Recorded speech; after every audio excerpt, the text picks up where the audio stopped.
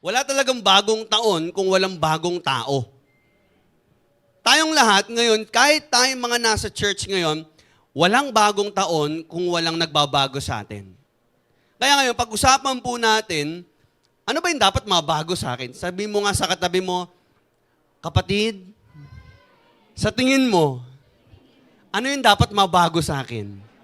Sige nga, sagutin mo. Sige nga, kaya mo ba marinig yan? Ano yung dapat mabago sa akin? Ayan. Parang ang hirap, no? Pero dapat po meron. Yan. So dapat yan ang mapag-usapan natin ngayon at bibigyan ko kayo ng mga reminders o mga munting paalala or guidelines. Ano nga ba ang dapat mabago or ma-renew sa ating mga buhay? So that's the title of our message this morning, Renew. Sabi mo sa katabi mo, Renew. Diba? Ni-renew yung license, ni-renew yung contract, ang dami mga nire-renew natin, di ba? Ang dami mga binabago. Pero higit sa lahat, alam niyo po, ang dapat mabago ngayong bagong taon, ikaw. Sabi mo sa katabi mo, ako yon. Okay? Sabi mo sa katabi mo, pasensya ka na. Lakasan mo. Huwag ka mahiyasin mo, pasensya ka na. Marami pang babaguhin si Lord. Konting tiis na lang. Ayan. Amen. So, renew. Yan po ang title ng ating mensahe sa umagang to. So, let's look at what Apostle Paul has to say about newness. Okay? So, ano nga ba ang bago ngayong bagong taon? How should we celebrate New Year? That's the theme of our message this morning. How should we celebrate New Year? Kung gusto natin ng happier and newer celebration or New Year talaga, dapat merong new self. Dapat merong new you. Okay? So tingnan natin, ang Ephesians chapter 4, verse 20 to 32, that will be our text this morning. But I want us to read only verses 22 to 24. Napakaganda na sinabi ni Paul dito. Sabi niya po, Ephesians 4:22, throw off your old sinful nature and your former way of life. Yung former manner of life. Sabi diyan, you lay aside the old self. Yan, yung dating ikaw. Sabi mo sa katabi mo, dating ikaw. Sabi sa New Living Translation, throw off your old sinful nature, your former way of life, which is corrupted. Everybody say corrupted. Yung tinutukoy niya dyan na corrupted, yan yung dati mong buhay nung hindi ka pa born again. So lahat ng mga tao na hindi pa na born again, hindi pa tinanggap si Jesus as their Lord and Savior, is still living a corrupted life. Corrupted by lust and deception. So itapon na daw yun, hubarin na daw yun, sabi ni Paul. Instead, verse 23, let the Spirit renew. That you be renewed in the spirit of your mind. Let the Holy Spirit renew your thoughts, your attitudes. Ibig sabihin, ang nagre-renew pala, Holy Spirit. In verse 24, what do we need to do? Put on your new nature, created to be like God, truly righteous and holy. Sabi sa NASB version, and put on the new self. Everybody say, new self. Which in the likeness of God has been created in righteousness and holiness of the truth. Meaning, yung righteousness and holiness ng Diyos, yun ang dapat na isinusuot mo na. So ano nga ba talaga ang dapat mabago? Ito yung mga nabanggit ni Paul dito sa text natin. And this is how we should celebrate New Year. So this is our big idea as we move on the New Year. Let us put on. No, sa mga gustong mag-move on, you need to put on. Sabi mo sa katabi mo, put on. As we move on the new year, let us put on our new self. Kasi baliwala yung new year, baliwala yung crispy pata, yung lechon, yung samgyupsal, yung inyong mga handa, spaghetti, lumpia, pansit, and everything, fruit salad, mango graham. Baliwala po yan kung wala namang new self. Pero yung new self, hindi po yan makakamit kung wala si Christ. So, as we move on the new year, let us put on our new self in Christ. Basahin natin sabay-sabay. 1, 2, 3, go!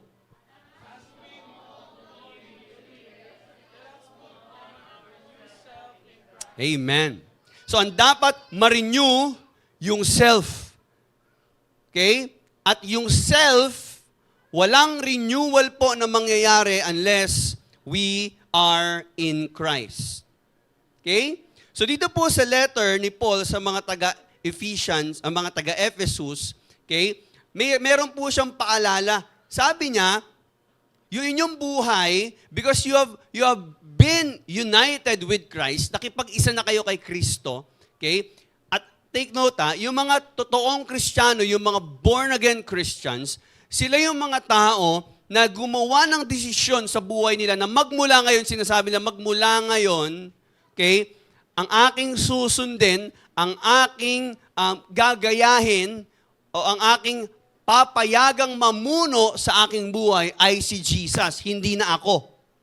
Ibig sabihin, dati kasi, ang namumuno, emotions mo, ang namumuno, yung sarili mong desires, yung lahat ng gusto mo, yun na nasusunod. Ngayon, because you are now in Christ, ang dapat po na nagahari, ang namumuno, ay si Kristo. Kaya sabi ni Paul dito, ganito dapat kayo mamuhay.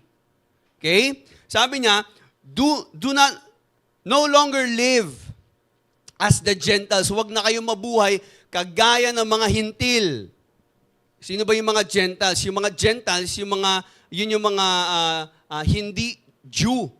Okay? At yung mga Gentiles ay mga pagan worshiper.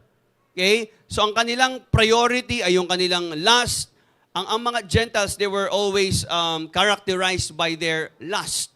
Ang pinaka major sin ng mga Gentiles ay immorality. Kumbaga, masyado silang passionate sa kanilang sinful nature. Kumbaga, yun ang laging umiiral. Kaya ang tawag sa kanila ni Paul, sila ay mga foolish, sila ay darkened in their reasoning, yung kanilang pag-iisip, madilim, no? Walang liwanag, they are ignorant, they are spiritually blind, they have a hard heart, matitigas ang puso, mga insensitive, mga ungodly, okay? At walang compassion. No, matitigas ang puso. Sabi dito, they are also prey to unbridled sensuality, eagerly craving the practice of every kind of impurity that their desires may demand. Kumbaga, kung ano yung i-demand nung kanilang desire, binibigay nila. Kung ano yung gusto ng laman nila, pinufulfill nila. So yun yung buhay ng mga Gentile. Walang holiness, walang godliness. Ang problema, itong mga Gentiles na ito, na born again. Okay? So ang pagiging born again, hindi lang para sa mga Jew. Sabi ni Paul, yung mga Gentiles na born again, huwag na rin kayong gumaya doon sa dati nyong buhay. Okay? Ganyan ang buhay ng mga hintil. Ang laging nauuna yung sarili, yung kanilang pagnanasa sa mga bagay-bagay, yung mga impurity, yan ang pinapairal nila. Pero sabi, hindi naman yan ang turo ni Jesus. Sabi sa verse 20, but you did not learn Christ in this way. Hindi naman yan ang tinuro ni Jesus. So bakit ganyan? Hindi na dapat ganyan. Kasi hindi ganyan si Jesus. In fact, if in fact you have really heard Him, sabi ng verse 21, and have been taught by Him, just as truth is in Jesus, revealed in His life and personified in Him, that regarding your previous way of life, you put off your old self. Sabi niya, kung talagang nakilala nyo na si Kristo, kung talagang na-born again ka na, kung talagang naging Christian ka na, sabi mo sa katabi mo, Christian ka na ba? Ayan. Yung iba Christian yung pangalan, pero hindi yun yung tinutukoy ko. Ang tinutukoy ko, Christian talaga yung buhay. Okay? Hindi lang yung pangalan. Kasi marami tayong mga Christian dito, isa, dalawa, meron pa tayo dito, Christ disciple. Grabe yung pressure sa mga pangalan nyo, no? Christian, Christ disciple. No? Next time, para ma-pressure anak nyo, pangalan nyo, behave. Yeah? Si good boy, mga pangalan nyo sa anak nyo para talaga. Okay. Anyways, so sabi dito ni Paul, okay, hindi yan na natutunan nyo kay Christ. At kung talaga namang nakilala nyo na si Kristo, then you need to put off your old self. Kasi yung old self ninyo, corrupted, by its deceitful desires. Pag sinabing corrupted, ibig sabihin, contaminated, madumi, hindi na pure, okay, walang direksyon, hindi tama ang ginagawa. Okay? So, yan ang paalala ni Paul. Sabi niya, hindi ganyan ang dapat na maging buhay natin. So tayo din, sa ating panahon ngayon, every year, nagsiselebrate tayo ng New Year. Every year, nagbabatian tayo, Happy New Year. Gumagawa pa tayo ng mga New Year's resolution. Sabihin natin, magda-diet na tayo. Pero sinabi mo rin yan noong mga nakaraang taon, hindi naman natupad. Kasi sabi mo, next year na lang. Sabi mo, hindi ka na magsosobra ng tuhog sa fishball, pero ginagawa mo pa rin, hindi ka na mango 1, 2, 3. Ang dami natin mga binabago, hindi na ako mangongopya, hindi na ako magsisinungaling, hindi na ako magnanakaw. Okay?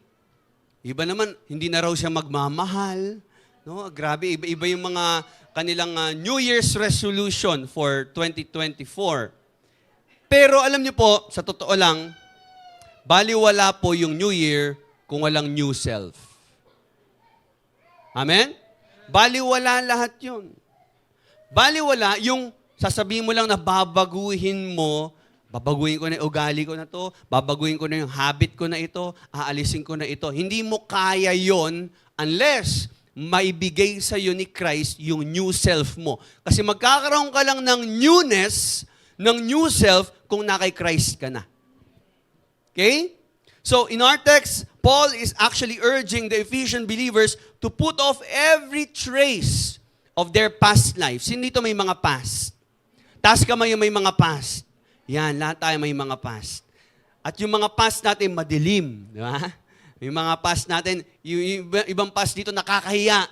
Iba naman, parang masyadong, ang hirap ikwento ng ating past. Pero lahat po tayo merong past life bago tayo maging Christian. So sinasabi dito ng salita ng Diyos, kumbaga, hubarin mo na yon. Ang problema, yung past life mo, bago ka ma-born again, minsan dala mo pa. Suot-suot mo pa. Sabi ni Paul, hubarin na daw.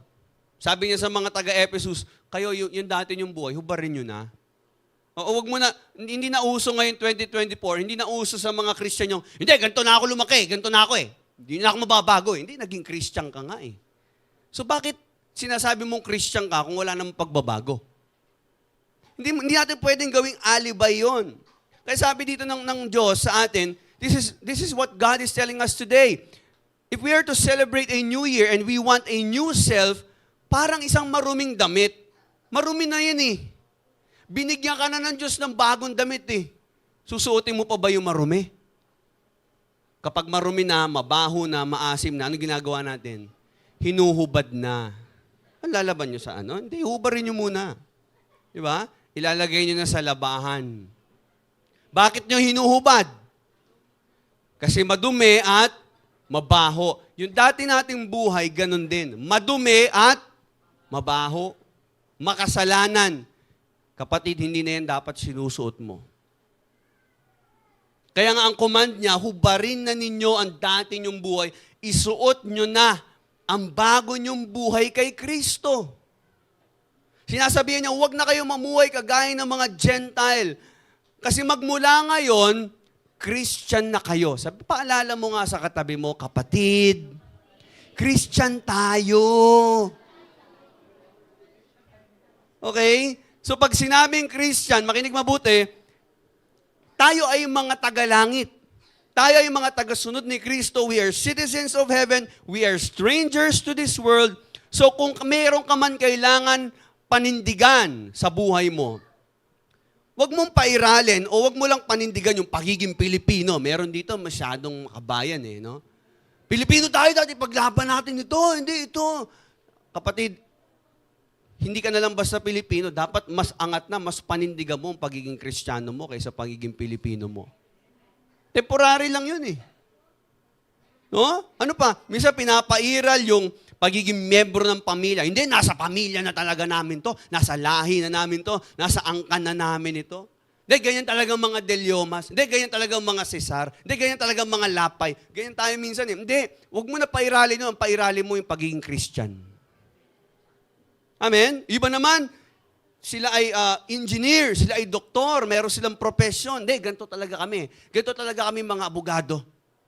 Ganito talaga kami mga doktor. Ganito talaga ang aming nature. Ganito talaga kami mag-isip. Hindi, dapat kung anuman ang kinabibilangan mong grupo, kung anuman ang mga bagay na minsan mas pinapairal mo, kung naging Christian ka na, mas pairali mo yung pagiging Kristiyano mo, kahit ano pang ginagawa mo.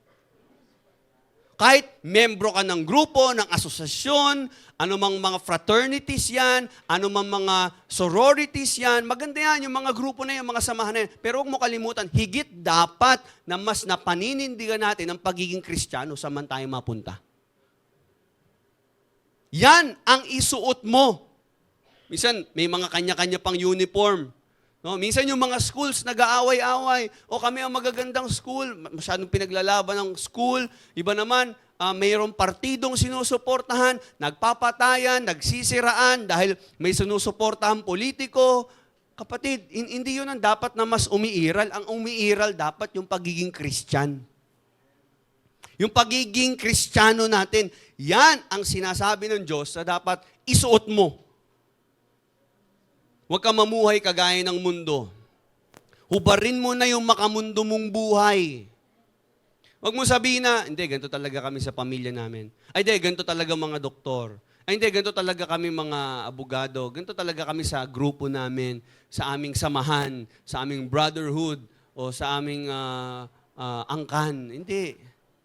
Dapat kung ano yung sinasabi ng Diyos na ugali ng isang Kristiyano, yun ang dapat makita. So kung gusto mo ng bagong taon, pairalin mo ang pagiging Kristiyano mo. Magbabago talaga buhay mo pag ginawa mo yon. Kung gusto mo mag-move on sa New Year, you need to put on the new self in Christ. Sabi mo ulit sa katabi mo, put on your new self in Christ. Okay? Ang ganda kasi. Pag sinabing, ikaw ay nakilala mo na ang Panginoong Yesus, ibig sabihin, alam mo yung kanyang buhay. Alam mo yung kanyang tinuturo. Tama? Unang-una, turo ni Jesus, mahalin mo kaaway mo, dapat nakikita yun. Sabi ng Panginoong Yesus, magpatawad.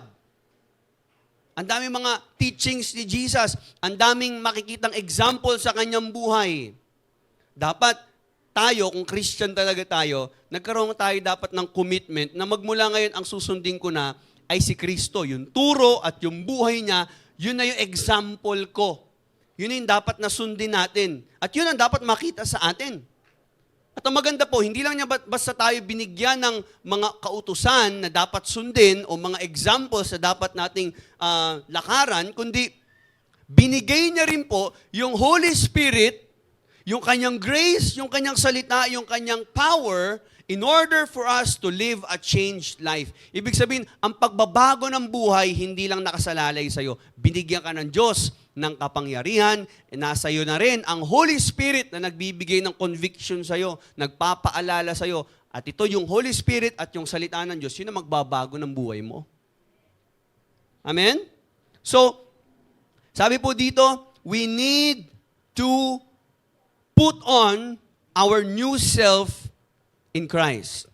If we want to move on this new year, let's put on our new self. But the question is, Pastor, we need practical reasons or practical examples, practical guidelines. Ito napakaganda kasi si Paul, nilatag niya po ang 5 practical guidelines kung paano ba dapat natin isuot ang ating new self. How should we put on our new self? Yan ang practical guidelines ni Paul. At yan din ang i-apply natin ngayon. Kung gusto natin ng bagong New Year, dapat may new self, may bagong ikaw. Sabi mo sa katabi mo, kung magbabagong taon ka, dapat magbago ka.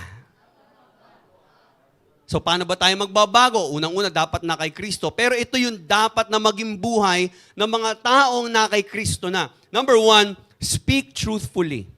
You want a new year? You want a new self? You need to speak truthfully. Sabi ng verse 25, therefore, rejecting all falsehood. Everybody say, falsehood. Ibig sabihin, yung kasinungalingan, yung defrauding, yung half-truths, Okay? Yan yung mga falsehood, yung paninira ng kapwa. Sabi diyan, reject it. Speak truthfully. Speak truth. Each one with his neighbor. Ibig sabihin, dapat yung lumalabas sa bibig natin, walang iba kundi totoo. Gusto natin ng bagong taon? Gusto mo ng bagong ikaw? Stop lying. Tigil natin yung pagiging sinungaling. Okay? Bakit? Lalo na kung nagsisinungaling ka sa kapwa mo mananampalataya, lalo nang hindi pwede mangyari yon. Because we are part of the body of Christ. So, stop lying. Stop being dishonest. If you want a new year, if you want a new self, stop lying. Minsan nagsisinungaling tayo sa asawa natin, nagsisinungaling tayo sa anak. Anak, bibilak kitang Jollibee mamaya, matulog ka lang. Oo, matulog na, hindi mo naman binili ng Jollibee. Tapos tuturuan mo anak, sabihin mo, huwag mong sinungaling. Ikaw nga, mami, nagsinungaling ka, di mo ko binili ng Jollibee. O, di binalikan ka, di ba? Alam niyo po, napakaraming mga forms of dishonesty. Actually, yung iba, hindi naman talaga sila nagsisinungaling. Ang ginagawa ng iba, nilalagyan nila ng ibang kulay yung katotohanan. Kumbaga, half-truth lang ang sinasabi. Iniiba yung kulay ng kwento. Halimbawa, kakauwi lang ng kapatid mo galing school. Yung nanay mo umalis. Sabi mo sa kapatid mo, "Uy, grabe, galit na galit si mama kanina. Grabe, nagurumitado, nagwala dito. Bakit? Hindi mo raw hinugasan yung plato." Ha? Takot na takot, pero sabi lang naman ng nanay, paalalahanan mo si Junjun ha, hindi na naman nagugas ng plato. Sabi mo, nagurumentado, nagpaalala lang naman. Dishonesty yun. Hindi rin yun katotohanan. Tawag po doon, exaggeration. Alam niyo po ba, pagsisinungaling din yung exaggeration? Yung ini-exaggerate mo yung kwento. Di ba? Halimbawa, birthday. Umatin ka ng birthday. Tapos, hindi ka masyado nasarapan sa pagkain. Kamusta yung mapagkain? Grabe, sarap. Grabe, dami ko nakain. Pero di mo naman pala gusto yung pagkain. No? In-exaggerate mo. Sinosobrahan mo yung kwento. Di ba? Ang kwento, pumunta kayo ng mall. Sabi mo, hindi, nagpunta pa kami doon. Nag-swimming pa kami. Grabe, dami namin ginawa. Iniinggit mo lang naman. In-exaggerate mo, sinosobrahan mo yung kwento. Pagsisinungaling din yun. Alam niyo ba yun? Na pagsisinungaling yun? Hindi ka man literal o direct na nagsisinungaling, pero pag dinadagdagan mo yung kwento, sinungaling ka na. Ano pa? Cheating. Yung dinadaya mo, nandurugas ka sa exam. Dinadaya mo yung age mo. Di ba? Lalagay mo yung age mo sa Facebook, 21, pero 13 ka pa lang. Di ba? Para makapangbingwit ka ng mga chicks. As yung profile pic mo, ilalagay mo, ibang mukha. Kunyari, gwapo ka, pero ang totoo, ito naman yung mukha mo. So kapag nag-blind date kayo, pagkatingin sa'yo, yun na yun. Di ba dishonesty din yun? Ay, ang kinis naman ng mukha mo, ano skincare mo? Hindi, wala na lang. A safeguard. Pero yung pala filter, di ba? Hindi naman masama mag-filter, pero huwag naman tayo mandaya ng kapwa. Di ba? So, yung iba nandudugas sa age, yung iba dinadaya yung resume. Nilagay mo sa resume mo, cum laude ka, tuloy, nilagay ka sa isang trabaho, hindi mo naman alam gawin. Paano mo gagawin yun? Cum laude po ako eh. Anong gagawin mo ngayon? Hindi ko alam. Nilagay mo, meron kang masteral sa Harvard, hindi ka naman talaga nakapunta doon. Dishonesty din yun. Di ba? Ano pa? Alam niyo po ba, dishonesty rin, pagsisinungaling na rin yung hindi mo tinupad yung pangako mo. Failure to keep promises is also a form of dishonesty.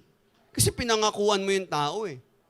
Promise, sa Pasko, re-regaluhan kita. Lahat ng gusto mo, bibiling ko. Talaga? Tapos nung Pasko na, uy, di ba re-regalo mo ako? Hindi, wala naman eh. Wala naman ako sinabing ganun eh. Nag-i-imagine ka lang eh. Hindi mo na tinupad. Mahirap yun, nangangako tayo. Pagsisinungaling din po yun. Ano pa? Yung sinisira mo yung tiwala ng tao, di ba? Pag naninira ka ng tiwala ng tao, kailangan mo magsinungaling. Ganun din yun. Flattery. Yan. Alam niyo ba pagsisinungaling din yan? Flattery. pambobola.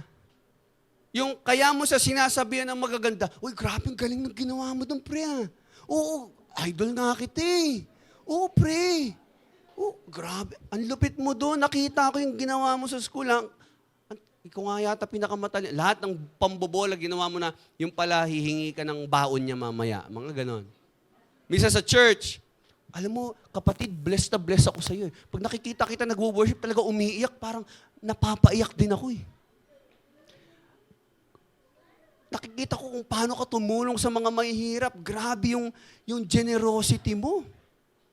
Alam mo, may business kami, baka gusto mong sumali, baka gusto mo mag-invest. O kaya mo pala sinabihan nyo kasi binobola mo lang. Alam niyo po ba, ang flattery ay hindi rin katotohanan. Kasi hindi ka naman talaga sincere na sinasabihan mo siya ng magaganda, pero gusto mo lang sabihin yun para ma-please siya kasi may mapapala ka sa kanya. Kasinungalingan din po yun. So, speak truthfully. Kung di mo nagustuhan, kung nakatingin mo, ma-offend siya, huwag mo sabihin na gusto mo, kundi naman talaga. May ibang paraan para sabihin nyo, may masarap ba yung spaghetti? Sarap! Yung pinipilit mo yung ang daming handaan pa naman ngayon, pupunta kayo, makikikain kayo, tapos mambobola kayo doon. Diba? Wala nang bulahan. No? Maging totoo tayo. Masarap naman siya, medyo maalat-alat lang. Mas okay pa yun eh. Kasi sabi mo masarap talaga, hindi ka naman nasarapan. Tapos i-chismis mo, sabi ko na lang masarap yung bakla. Hindi ganon. Tandaan po mga kapatid, hindi na po bagay sa atin yan bilang mga Kristiyano. Okay? Ano pa? Yung mga income tax, yan, sa mga negosyante, yung dinadaya mo yung income tax mo, alam mo bang, pag di mo dinedeclare yung tamang income mo para hindi malaki ang tax mo, kasinungalingan din yun. Oh, yung mga nagne-negosyo dyan, no? Umiiwas kay BIR. Binabago yung kanilang declaration ng income. So, yan po ay dishonesty. Ang salita ng isang Kristiyano dapat mapagkakatiwalaan. Pag Kristyan ka, dapat napagkakatiwalaan ka. Questionable yon kung Kristiyano ka, tapos wala nagtitiwala sa'yo. Dapat trustworthy tayo kasi Christian tayo eh. Simple lang, kung wala na nagtitiwala sa'yo, baka hindi ka nagsasabi ng totoo. Amen? Amen ba? Tingnan mo, ilang tao mga nagtitiwala sa'yo. Marami na ba nawala ng tiwala sa'yo? Baka maraming beses ka na rin nagsinungaling sa kanila. So kung gusto natin ng bagong taon, let's speak truthfully. Maging totoo po tayo, lalo na po sa ating mga salita. Hindi ka na dapat nandadaya. Sa kahit anong aspeto, hindi mo dapat dinadaya pamilya mo, hindi ka dapat nagsisinungaling sa magulang mo, lalo na sa school, sa trabaho, sa negosyo, minsan sa pastor, maging sa ministry, nagsisinungaling pa tayo. Lalo na kung kausap mo, kapwa mo Christian. Lalong hindi mo dapat niloloko yung kapwa mo Kristiyano. Bakit? Iisang katawan tayo, naglolokohan tayo dito. Isipin mo na lang, kung niloko ng utak mo yung mata mo. Sabi ng utak mo, walang pader, nauntog ka. Di ba malfunction yon? Sabi ng utak mo, kaya mong lumipad, hindi naman kaya ng katawan mo, nahulog ka, laglag ka sa building. So malfunction yon. Ibig sabihin, hindi yun natural at hindi yun dapat nangyayari sa isang bahagi ng katawan. Hindi pwedeng niloloko ng pang-amoy yung utak. Pagka-amoy niya, ang bango, amoy adobo, pero kanin lang naman yon. Hindi pwedeng naglolokohan yung bawat bahagi ng katawan natin. Bawat isa, dapat nagtutulungan. Kung ano yung nahahawakan, naamoy, nararamdaman, nalalasahan, sinisend yan sa utak, hindi pwedeng naglolokohan yung bawat bahagi ng katawan. Ganon din. Tayong mga nasa simbahan, hindi dapat niloloko ang pastor, hindi dapat niloloko ng pastor ang membro, hindi dapat naglolokohan sa worship team, hindi dapat naglolokohan sa admin, hindi dapat naglolokohan sa lahat ng mga membro ng katawan ni Kristo. Dapat walang lokohan. Amen? So put on your new self for the new year. Bago damit mo, pero dapat bago din ikaw. Stop lying and speak truthfully. Kung yes, panindigan mo yung yes mo. Kung no, mag-no ka. Hindi yung lolokohin pa natin yung kausap natin. Ngayon 2024, sabi mo sa katabi mo, this 2024, wala nang lokohan. So speak truthfully. Second thing that must be renewed, number 2, forgive immediately. Sabihin po natin, forgive. Sabi na Ephesians 4:26-27, be angry, yet do not sin. Kita nyo, kung mapapansin nyo, utos pala ng Diyos na magalit. Pwede pala. Mga kapatid, hindi po masamang magalit, hindi kasalanan ang magalit. Sabi dito ng Bible, be angry. Magalit ka. Bakit? Hindi naman pwedeng hindi tayo magagalit. May tinatawag po kasi tayong righteous anger at sinful anger. Pag sinabi po natin righteous anger, ito yung galit ka sa kasalanan. Galit ka sa immoralidad. Galit ka sa injustice. Galit ka sa corruption. Galit ka sa ungodly behavior. Kaya yung pastor, pag nagagalit sa miyembro, hindi siya nagagalit dahil personalan. Galit siya dahil merong kasalanan. Merong evil. Merong immorality. Okay? Sabi dito, be angry. And anger is not a sin. Pero pag na-mishandle po ito, it can lead us to sin. Merong righteous anger at merong sinful anger. We can be angry at sin, we can be angry at evil things. Magalit tayo kapag may gumagawa ng masama. Dapat naman talagang kagalitan yun.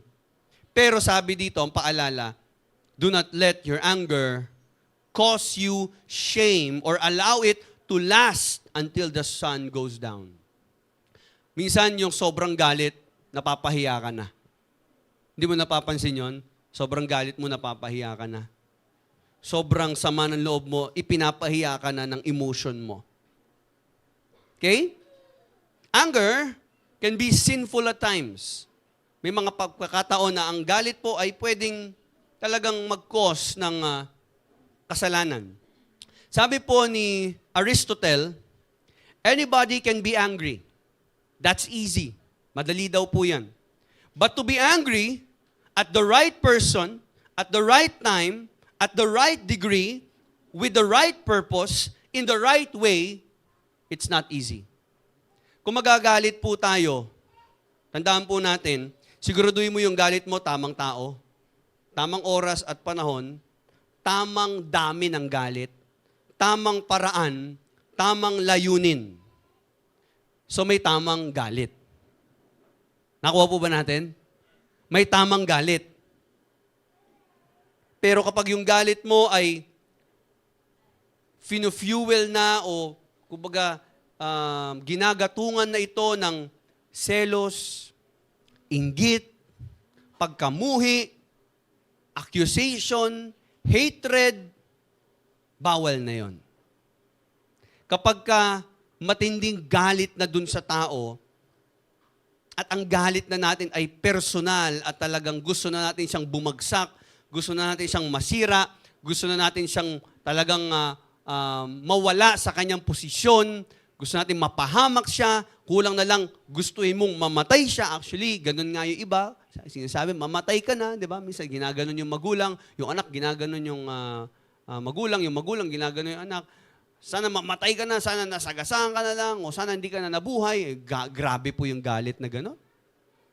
Hindi na daw po dapat yon. Kaya sa mga mahilig magalit dyan, siguraduhin na ang galit mo, tamang tao, tamang oras, tamang paraan, tamang layunin, tamang dami ng galit. Ngayon, Pastor, parang ang hirap naman yata nun. Hindi natin minsan makontrol yung galit. Taas kamay lahat ng mga hindi nakapag-control ngayon 2023. Taas kamay. Taas kamay. Okay. Taas nyo! Nagagalit na ako. Hindi. Nagalit na. Lahat tayo, sa totoo lang po, mahirap mag-control ng galit. So ano solusyon kung di mo kayang kontrolin? Magpatawad. Di mo pala kayang kontrolin yung galit mo. Hindi naman tamang tao. Minsan nadadamay yung ibang tao. Wala namang kasalanan, dinamay mo. Nag-away kayo doon sa kusina ng asawa mo, pagharap mo doon sa anak mo, pinagalitan mo rin, pinalo mo pa. Ano ginawa ko, mama? Hindi, galit ako sa tatay mo. Pwede ba yun? Hindi pwedeng ganon. Hindi pwedeng binubunton natin yung ating galit sa mga maling tao. Hindi rin pwedeng mali yung paraan mo. O lalo na sa mga pastor. O wag naman kayong, may galit ka, nag-preach ka. Yung preaching mo tungkol sa kanya na. Wala na ibang binanggit kundi buhay. Sana pinangalanan mo na lang, flinash mo na sa yung mukha niya dito, di ba? Ganun minsan eh. So dapat yung mga leaders, kung galit, magpatawad muna bago mag-minister, no? Kasi nagkakasala tayo dyan. Kung di ating kayang kontrolin, patawarin mo na agad bago ka pa magkasala. Di mo kaya mag-control, magtatanim ka na naman ng sama ng loob, magpo-post ka na naman sa Facebook, magma-my day ka na naman, magpaparinig ka na naman. Di mo kayang kontrolin, patawarin mo na, manahimik ka. Bago yun. Bago yun. Sabi mo sa katabi mo, bago yun. Ganun dapat. Forgive immediately. Dapat ang mga Kristiyano, kung di naman kaya mag-control ng galit, dapat mabilis tayo makipag-ayos. Mabilis dapat humingi ng tawad, mabilis dapat magpatawad, mabilis magpakumbaba. Mga kapatid, makinig mabuti. Malalaman mo agad kung sino yung mature, doon sa nag-uusap, doon sa magkaaway. Kung sino yung mas mabilis umunawa, kung sino yung mabilis magpatawad, mas mature yun. May nag-aaway, sino yung mas nagpakumbaba, mas mature yun. Bakit mahalaga na magpatawad agad? Because unconfessed sins of temper provide a foothold or an opportunity for the devil to operate. Ibig sabihin, nabibigyan ng pagkakataon si Satanas na gumalaw, kumilos. Kaya huwag natin hayaan yung diablo na magkaroon ng access dahil lang sa sama ng loob natin. Bakit? Unang-una, sisirain niya ng testimony natin bilang Kristiyano. Natitisod yung mga hindi naman believer. Pangatlo, nakaka-offend sa kapwa mo believer. Pangapat, nakaka-apekto ito at ikaw na mismo yung nasasaktan, physically and spiritually. So gusto mo ng New Year, patawarin mo lahat ng kagalit mo. May time ka pa, bago man lang matapos ang 2023, magpatawad ka. Makipag-ayos ka. May regalo ko sa iyo, mamaya dalan mo ng dalan mo ng ulam, di ba? Yung kapitbahay mo medyo nagkatampuhan kayo, nagkabaranggayan. Ito, may dala ako. Sinturon ni Judas. Paputok pala, no? Ito, kwitis. Hindi. Dalan nyo naman ng ulam. Uy, punta kayo dito sa bahay. Tara, may pagkain dito, invite nyo. Di ba? Gawa natin na mabuti. Amen? Yan. Bago yan. Ito mas bago. Yung mga hindi mo pa nakakaaway, mag-sorry ka na kagad. Oo. Sorry baka mag-away tayo eh. Grabe, bago yun. No? Uy, baka magkagalit tayo. Sorry na agad di ba? Uy, baka magkatampuhan tayo ngayong 2024. Sorry Ganong kabilis. Bago yun. Okay? Hindi pa kayo magkaaway, nag-sorry ka na kagad. So, nag-away kayo, bati na kayo agad. So, yan ang dapat ma-renew sa atin. Pangatlo, so ano yung number 1? Review natin. Number 1, speak truthfully. Number 2, forgive immediately. And number 3, if we want to put on our new self, we must work honorably. Sabi ng Ephesians 4:28, the thief who has become a believer must no longer steal, but instead he must work hard, making an honest living, producing that which is good with his own hands, so that he will have something to share with those in need. So pinag-usapan dito ni Paul, yung dalawang behavior na magkasalungat, yung pagnanakaw at pagiging generous. Meron kasi marahil, siguro noong time niya, merong mga magnanakaw na na-born again. Naniniwala ba kayo mga magnanakaw, yung mga snatcher, pwede ma-born again yan? Amen? So, halimbawa, dapat yung wallet nyo, lagyan nyo ng tracts. Romans 6:23, para kung dukutan kayo, ma-born again siya pagkakabuklat niya. No? Di ba? Binalik niya na born again na siya. Naalala ko tuloy, may napanood ako. May nakatalikod kasi. Bumibili. Dinukutan niya ng wallet. Pagtingin niya, may CCTV, sabi niya. Nilapag nila lang kunyari. Tapos kunyari nalaglag. Nag-sorry sa CCTV. No? Alam niyo po, tanging ang Diyos lang ang may kakayanang magbago ng mga magnanakaw. At yung magnanakaw na yun, na dati nagnanakaw, kayang gawin ng Diyos na generous at giver na klase ng tao. Grabing pagbabago po yun. Kaya sabi ni Paul, yung mga dating nagnanakaw, magtrabaho ng mabuti. Maging honest sa kanilang trabaho. Okay? Yan ang exemplification ng ating Christian life. We must work honorably. Dapat naman kung tayo magtatrabaho, hindi yung trabaho na nandurugas. Halimbawa, sa palengke, trabaho ka sa palengke. Yung timbangan mo, may daya. Di ba? May mga ganon. Di ba? May daya yung timbangan. Alam niyo bang hindi yun kalugod-lugod sa Diyos? At hindi pinagpapala yung mga magnanakaw.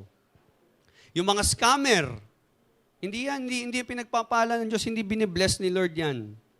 Yung mga nagnanakaw, walang pagpapalang dumadaloy dyan.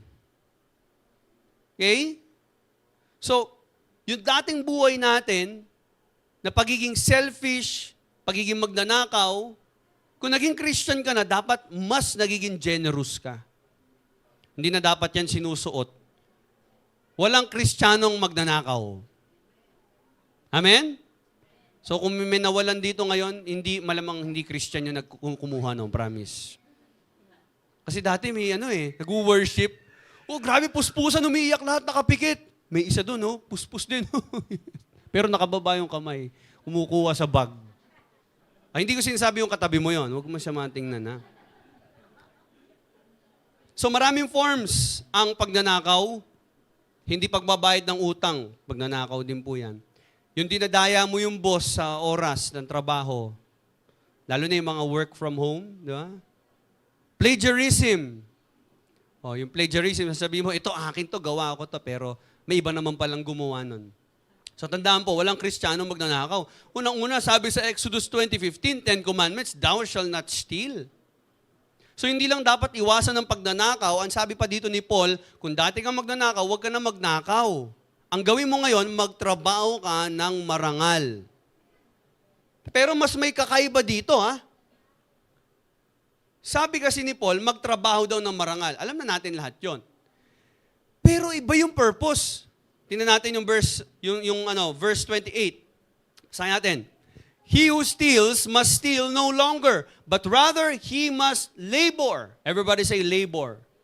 He must work, performing with his own hands. Ibig sabihin, nagtatrabaho, maganda yung ginagawa, maganda yung paraan ng pagtatrabaho, pero ano ang purpose? Para yumaman? Para makaipon? Hindi. Sabi ni Paul, so that, sabay-sabay natin basahin, 1, 2, 3, go. You will have something to share with one who has need. Wow! This is revolutionary. Talagang radical change ito. Kasi hindi ka lang basta pinagbawalan magnakaw ng Diyos. Ang sabi pa niya, magtrabaho ka hindi lang para sa sarili mo, magtrabaho ka para makatulong sa iba. At pwedeng hindi ka nagtatrabaho, kundi kung nagnenegosyo ka, mas lalong dapat ang goal ng pagnenegosyo, yung ikaw ay may natutulungan. Sabi ng Bible, do not store up for yourselves treasures on earth. Kung tayo magnenegosyo, huwag ka lang magnegosyo para mag-ipon para sa sarili mo. Make sure na yung kinikita mo at yung tinatrabaho mo at yung negosyo na meron ka, nakakatulong sa ibang tao. Yan ang bago.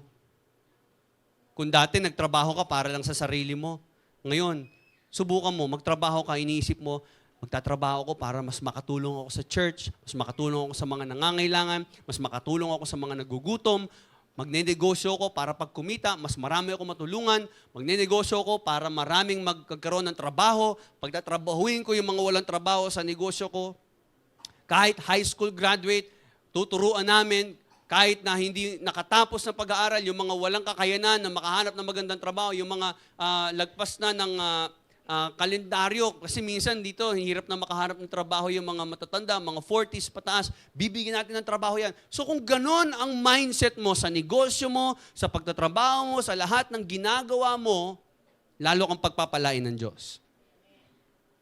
Kakaiba yan. Kasi, tinuturo ng salita ng Diyos, magtrabaho ng marangal, hindi lang para gumanda ang buhay, kundi para makatulong sa mga nangangailangan. Ganon ba mindset mo? O nagtatrabaho ka lang para sa sarili mo? Ang Christian, hindi ganon. Ang Christian, nagtatrabaho para makapag-share, para makapagbigay. Lord, payamanin mo pa ako. Lord, gusto ko, Lord, i-bless mo pa ako kasi marami pa akong tutulungan. Kapatid, yung mga tao, tandaan po natin to, makinig mabuti ha. If you have been blessed, kung pinagpala ka, be a blessing to others. Para lalo kang pagpalain ng Diyos. Kasi marami na be-bless sa iyo eh. Maraming naaabot, maraming natutulungan. Marami kang nabibigyan ng assistance. Kaya pansinin niyo po ito, yung mga taong generous, mas lalong pinagpapala. Tama po ba? Yung mga laging nagbibigay, yung handang tumulong lagi, laging pinagpapala din ng Diyos. Pero pansinin niyo, yung mga taong tikom na tikom, ipit na ipit, uy, ano ka naman? Hindi kayo na dyan. Ambag ka naman. Hindi, wala akong anong yun. Nag-iipon kasi ako. Walang generosity. Tikom, greedy. Di, sa akin na lang to. Akin. Yun lang ang iniisip niya. Wala man lang nabanggit na, uy, tutulungan ko to. Uy, ililibre ko to. Uy, bibigyan ko siya. Wala siyang pagkain. Uy, assist naman natin ito. Uy, tulungan natin siya. Tara, sana, Lord, i-bless mo yung negosyo namin para matulungan namin itong kapatid namin, Lord, kasi wala silang makain, wala silang bahay. Lalo pinagpapala ng Diyos ang generous. At yung mga greedy, lalong naghihirap. Mabilis maubusan yung mga hindi nagbibigay. Pero yung mga generous, lalo pong pinagpapala. So ang marangal, ang honorable work, ang marangal na pagtatrabaho, hindi lang yan basta nagtrabaho ka ng may mabuting paraan. Pag sinabing work honorably, hindi lang basta mabuti yung trabaho, kundi mabuti rin yung layunin ng pagtatrabaho. Nakuha po ba natin? Hello? Andiyan po kayo? So pag sinabing work honorably, hindi lang dapat marangal ang trabaho. Pag sinabing marangal ang trabaho, mabuti yung paraan. Pero dapat meron ka ding motivation or purpose kung bakit ka nagtatrabaho. At dapat ang purpose mo, if you want to work honorably, it is to help. It is to share. It is to give. Work not just to receive a blessing. Work also to share your blessing. Yan ang dapat mabago ngayong bagong taon. Kung magtatrabaho ka, magsikap ka para din makatulong.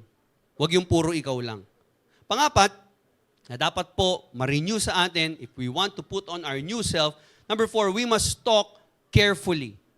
Everybody say, talk carefully. So ano yung number 1? Number 1 is speak truthfully. Number 2, forgive immediately. Number 3, work honorably. Number 4, talk carefully. Sabi ng Ephesians 4:29, do not let unwholesome words ever come out of your mouth, but only such speech as is good for building up. Everybody say, building up. Building up others according to the need and the occasion, so that it will be a blessing to those who hear you speak. Another thing na dapat po mabago ay yung ating pananalita. Gusto natin ng bagong tayo o bagong ako. Gusto mo ng bagong ikaw. Dapat mas maging maingat sa pananalita. Dapat mas careful. Yan ang dapat magkaroon ng practical renewal sa atin ngayon. Huwag natin sabihin na, hindi, prangka kasi ako eh. Hindi ako, sinasabi ko talaga yung totoo eh. Sasabihin ko talaga sa kanya, harap-harapan. Alam niyo, mga kapatid, tama po yun. Yun nga yung number 1 natin. Speak truthfully. Tama? Tama yun, maging totoo ka. Pero, dapat maingat din. Walang masama yung magpakatotoo, pero dapat ingatan mo ang pagpapakatotoo mo. Baka naman sa sobrang pagpapakatotoo mo, hindi ka na nagiging maingat, nakakasakit ka pa. Kapag sinabi po kasing unwholesome word, ito po yung mga foul words, profane words, worthless, vulgar, mga bastos, mga nakakasira, destructive and offensive words. Yan yung mga dirty jokes, yung mga green jokes, no? Yung mga salitang ganyan, mga senseless and pointless words, yung mga wala namang kwenta, wala namang punto. Kumbaga, pagkausap ka, wala na natututunan sa iyo yung tao. Ang pangit kaya kausap nun. Kumbaga, puro walang kwenta yung pinagsasabi. Hirap kaya kausap nun. Alam nyo, may natutunan ako, may naging kaibigan po ako, sabi niya, meron siyang rule. Every time makikipag-usap siya sa tao, bibigyan niya ng 5 minutes yung tao na yon. At kapag within that 5 minutes, hindi siya natuto, na-encourage, o hindi siya na-motivate, o walang naging benefit sa kanya yung kanilang pag-uusap, titigil niya na yung pag-uusap. In short, tayo mga Kristiyano, dapat matuto tayo. Isipin natin, kung ikaw naman, may mga taong kumakausap sa'yo, lagyan mo naman ng halaga yung mga salitang binibitawan mo. No? Hindi puro kababuyan, kabastusan, hindi puro chismis, ang tuloy, pagka chismisan, ikaw naiisip ng mga tao. Diba? O yan ang nangyari doon. Lapitan mo yun na maraming alam. Kilala ka na tuloy sa buong kapalaran. Doon ka magtanong. Diba? Hindi naman dapat ganun. Puro chismis na lang tayo, doon na lang tayo magaling lagi. Hindi naman. Dapat man lang may natututunan sa'yo, may word of God. May point naman. So Paul is telling the Ephesians to abandon profitless conversation. Kung tayo dito sa church, nag-uusap-usap, make sure yung pag-uusap natin nakaka-bless.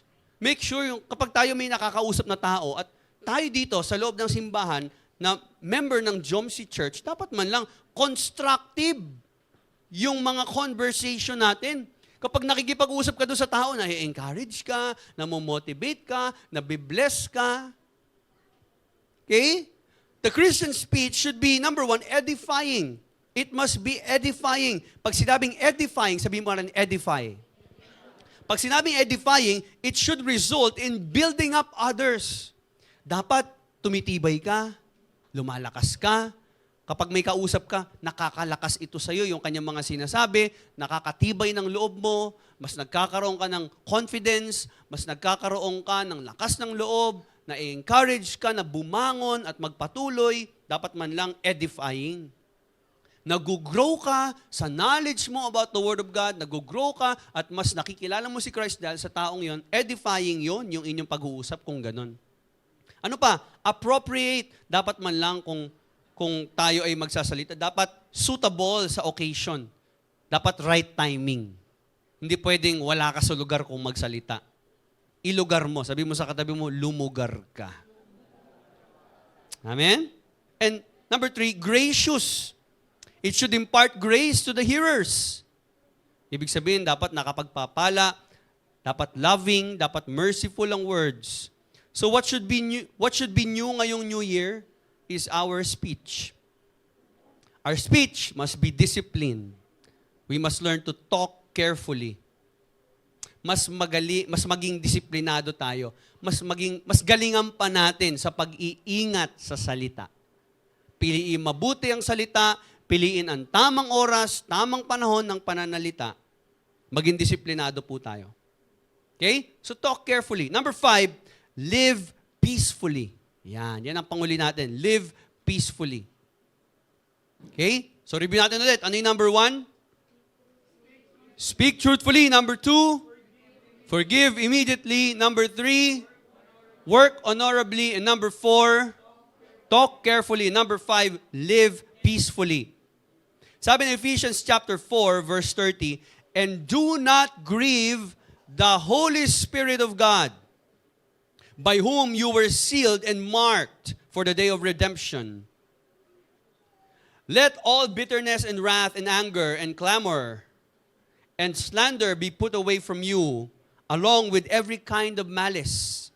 Be kind and helpful to one another, tender-hearted, forgiving one another, just as God in Christ also forgive you. Alam niyo po, napakahalaga din ito. Kung gusto natin talaga maging masaya, happier ang ating New Year, we must learn to live peacefully. Mas masarap kaya yung papasok ang 2024, walang kagalit. Sino gusto nun ng ganung buhay? Di ba? So ngayon, December 31, mag-sorry na kayo sa lahat na nakagalit ninyo. Makipag-ayos, no? Sa mga nakatampuhan, magpatawaran. At makinig po mabuti, sabi dito, do not grieve the Holy Spirit. Yun din po ang susi sa isang payapang buhay. Huwag mong saktan. Huwag mong baliwalain ang feelings ng Holy Spirit. May pakiramdam ang Holy Spirit. Do not grieve Him. The key to a peaceful life is not grieving the Holy Spirit. Instead, seek to please the Holy Spirit. Tandaan po natin, lahat ng mga unholy, lahat ng mga bagay na ungodly, nakakasakit po yan sa Holy Spirit. Nasasaktan siya kapag yan ang ating pinaiiral. Remember, the Holy Spirit is hurt whenever nakikita niya na ang ating spiritual growth ay nai-interrupt ng kasalanan. Alam niyo po, minsan iniisip natin, naku, galit ang Diyos sa akin, galit ang Holy Spirit. Hindi, actually, nasasaktan po siya. Nagdurugo ang puso niya. Pag nakikita niyo isang Kristiyano, nanonood na naman ng pornography, nakikita niyo isang Kristiyano, naglalasing na naman, nakikita niyo isang Kristiyano na wala na naman yung commitment, nakikita niyo hindi na naman nagbabasa ng Bible to, nahulog na naman sa tukso, nag-commit na naman ng sexual immorality, ito na naman yung magsyota na ito na Kristiyano na umaattend ng church, ayun na naman, gumagawa na naman ng kalaswaan, ito naman, nagsasama naman, hindi kasal, ang daming mga kasalanan na nagiging dahilan para mapigilan yung ating paglago. Tuwing nakikita ng Holy Spirit yun, nasasaktan siya. Hindi lang siya basta galit, nasasaktan siya. We grieve the Holy Spirit. Nagtampuhan, di nagpatawaran, nagtanim ng sama ng loob, magkakasama pa sa isang church, hindi pa rin nagpapansinan, hindi pa rin nagbabatian, nag-iisnaban pa during worship service, alam niyo po, nag-grieve niyo ang Holy Spirit. At maniwala po kayo sa akin, hanggat nananatili yung kasalanan at nananatili yung ginagawa niyo ay nakakasakit sa banal na spirito, never magiging peaceful ang buhay niyo. If you allow the Holy Spirit to be offended at hindi natin inaayos yung buhay natin, may tampuhan tayo, hinahayaan lang natin yan. May kasalanan tayo, hindi natin sinusuko sa Diyos. Hindi natin hinihingi ng tawad, tinatago pa natin ng tinatago. Hanggat hinahayaan mo yan sa buhay mo, hindi magiging payapa ang buhay mo. Unconfessed sin will never give you a peaceful life. Kaya nga ang ginagawa ng Holy Spirit, lagi kang kinoconvict. Di ba? Lagi kang kinoconvict ng Holy Spirit kasi nasasaktan siya. Sabi ng Holy Spirit, it hurts, you know. Wala sa Bible yun, ha? Ginawa ko lang yun. Nasasaktan po siya. Kaya nga, wala siyang ibang ginawa, kundi i-lead ka sa repentance. I-convict ang puso mo. Hindi ka na nagbabasa ng Bible. Hindi ka na naman nagde-devotion. Hindi ka na naman nagpe-pray. Puro TV na naman yan. Puro Netflix na naman. May galit ka na naman. Yan na naman. 2024 na. Sabi niya, lilipat lang daw siya ng church. Hindi ganun si Holy Spirit. No? Sabi niya, magde-devotion pa rin naman daw siya. Ano nangyari? Hindi gumagano ng Holy Spirit. Sabi niya, anak, sabi ng Holy Spirit sa atin, pag nagkakamali ito, anak, tigil mo na yan. Hindi ka mapapabuti dyan. Mapapasama ka dyan. Ayusin mo na yan. Sabi mo sa katabi mo, ayusin na natin. Kasi na-offend ang Holy Spirit. Kaya laging ililid tayo ng Holy Spirit sa repentance. Yung tayo ay magsisi, tayo ay magpakumbaba, aminin natin nagkamali tayo. If you want a peaceful life, remove anything that offends the Holy Spirit. Let all bitterness. Pag sinabing bitterness, pag ang isang tao ay bitter, unwilling siyang magpatawad. Bitter yun. Ayaw niya magpatawad. Pag patawarin mo na yung ka-church naman natin. Hindi ko siya mapapatawad. Kahit kailan sa ginawa niya. Nginig ako, nakikita mo. Bitter na yun. Yung bitter, hindi lang yan pang mga broken-hearted, no? Yung bitter, pag ayaw mo magpatawad, bitter ka na kagad.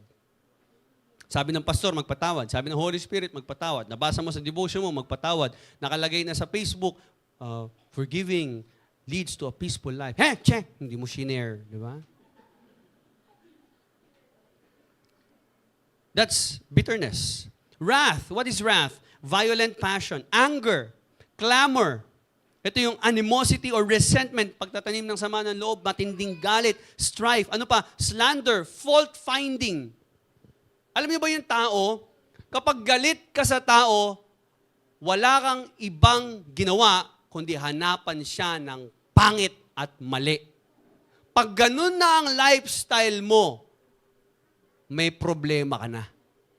Wala ka ng ibang ginawa, kundi hanapan siya ng butas. May galit ka. Tawag doon, slandering, fault-finding. Tawag dyan, malice. Alam niyo, hindi nakakalugod sa Holy Spirit yan. Nasasaktan siya kapag kapilit mong sinisira ang kapwa mo Kristiyano. Verbal abuse, spitefulness. Sabi dyan, get rid of all those things. Tapon niyo yun. Hindi yun nakakatuwa, hindi natutuwa, hindi nalulugod, hindi napiplease ang Holy Spirit. Instead, verse 32, replace it with Christ-like qualities. You want to live a peaceful life? Ito sabi, instead of being bitter, instead of being wrathful and being a fault finder or being a slanderer, instead na sirain mo yung tao, wasakin mo yung pagkatao niya, this is what you need to do. Be kind to one another. Be tender-hearted. Be forgiving of each other. Why? Because Christ has also forgiven you. Pinatawad ka lang din. So wag mo naman kapalan. Pinatawad ka nga lang, tapos ikaw ayaw mo magpatawad. Sipin nyo, ang laki-laki ng utang natin sa Diyos, $1 million. Tayo, grabe tayo maningil. Tayo nga, hindi na tayo siningil ng Diyos eh. Ikaw, napakaliit lang ng utang sa'yo. Hindi mo man lang mapagbigyan, hindi mo man lang mapatawad. Grabe nga yung offense na ginawa mo sa Diyos, yung kasalanan ginawa mo sa Diyos, tapos yung galit mo sa tao na nagkasala sa'yo, hindi mo man lang ma-let go. Be kind to one another. Be tender-hearted. Be compassionate. Pag sinabing kind, ibig sabihin po nito, ikaw ay willing tumulong. Ibig sabihin po ng tender-hearted, compassionate ka, maawain ka, understanding ka, inuunawa mo yung tao. Forgiving ka. Pag sinabing forgiving ang isang tao, ready ka at malaya ka. Hindi yung, sige na nga, pinapatawad na kita. Hindi ganun. Ready ka. Alam mo na kagad, pag na-offend ako nito, patatawarin ko siya kagad. May mga ganun tao ba? Yung hindi ka pa na-offend, pero inaantay mo na if ever man ma-offend niya ako, handa ako magpatawad. Alam ko na yan. Darating yung time, pero handa akong patawarin siya. At malaya ko itong ibibigay. Hindi ko ito pagdadamot. So, alisin mo lahat na nakaka-offend sa Holy Spirit, palitan mo ito ng pag-uugali ni Kristo. If you want to live a peaceful life, live a Spirit-led life. Do not grieve the Holy Spirit. Seek to please Him. So put on your new self by speaking truthfully, by forgiving immediately, working honorably, talking carefully, and living peacefully. Itong 5 na ito, mga kapatid, huwag nyo lang gawin dahil bagong taon. Huwag nyo lang gawin dahil magsi-celebrate ng bagong taon, so dapat may bagong ikaw. Hindi. idamit mo sa sarili mo, isuot mo naman yung new self mo. Kasi nag-commit tayo na sumunod sa kalooban ni Kristo. So wag mo lang gawin ito dahil occasional or gusto mo lang ng temporary change of life. But rather, ang hanapin natin, yung permanente na talagang mabago tayo. Hindi lang dahil bagong taon, magbabago ako. Di ba? O sige na nga, patatawarin ko na siya, bagong taon naman. Hindi, kahit hindi bagong taon, magpatawad ka. At dapat continuous. Yung change, dapat continuous. So paano natin ito magagawa? Lumapit tayo kay Jesus. And allow the Holy Spirit to change you every day. Basahin mo ang salita ng Diyos, yan ang magtuturo sa'yo, mag-guide sa'yo. At ang Holy Spirit ang magko-convict sa'yo, magre-remind sa'yo ng kanyang mga salita, i-renew niya ang mindset mo. The more you spend time with the Holy Spirit, the more He changes you to become like Jesus Christ. So mga kapatid, ang pagbabago hindi lang dapat kada taon, dapat araw-araw may nababago ang Diyos sa atin.